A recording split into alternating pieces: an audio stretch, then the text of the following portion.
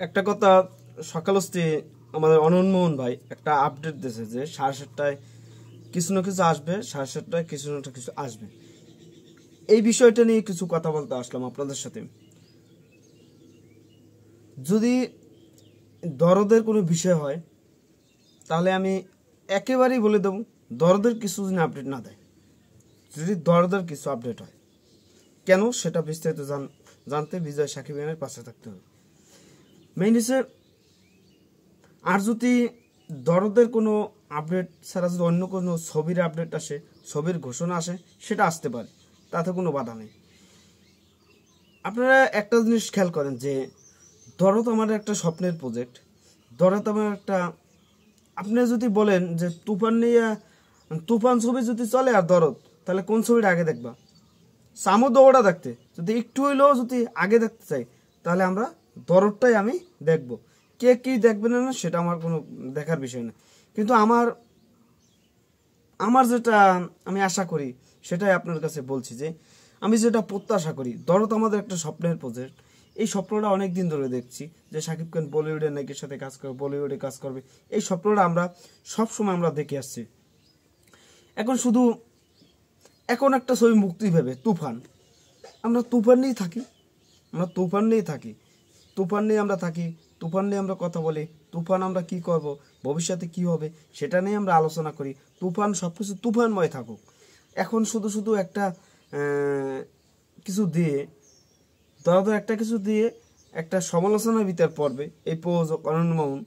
এমনি তার তার নিয়ে অনেক সমালোচনা হচ্ছে, হিন্দি ছবি তার অ্যাকশন কাট থেকে যে ছবিগুলো আসবে একটাও মুক্তি দেবে না। এইগুলার জন্য আবার যদি দরদ নিয়ে কোনো একটা প্রেশার আসে, জানি দরদ নিয়ে প্রেশার আসবে, কিছু না কিছু আপডেট আসবেই প্রেশার। এখন আমাদের মূল টার্গেট হয়েছে মেগাস্টার শাকিব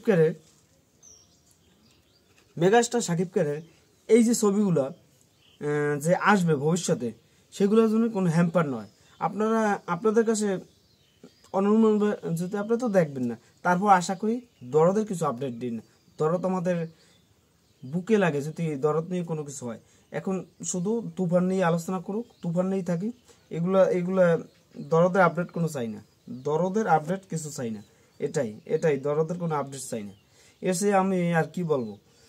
এখন মূল কথা আসি যে দরদ আপডেট যদি দেয় তাহলে হ্যাসাল লাগবে।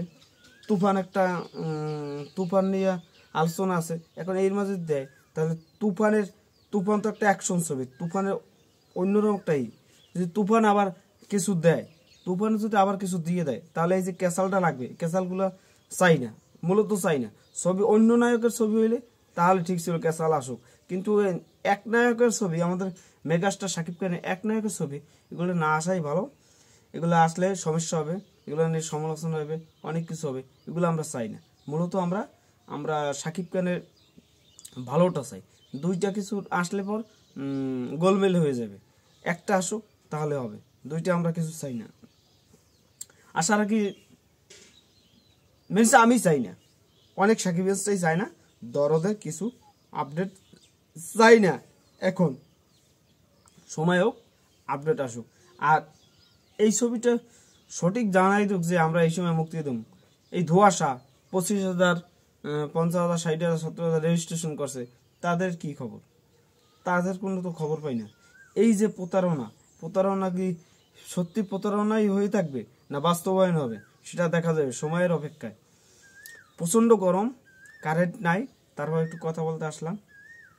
জানি না ভিডিওটা কখন ছাড়তে পারবো।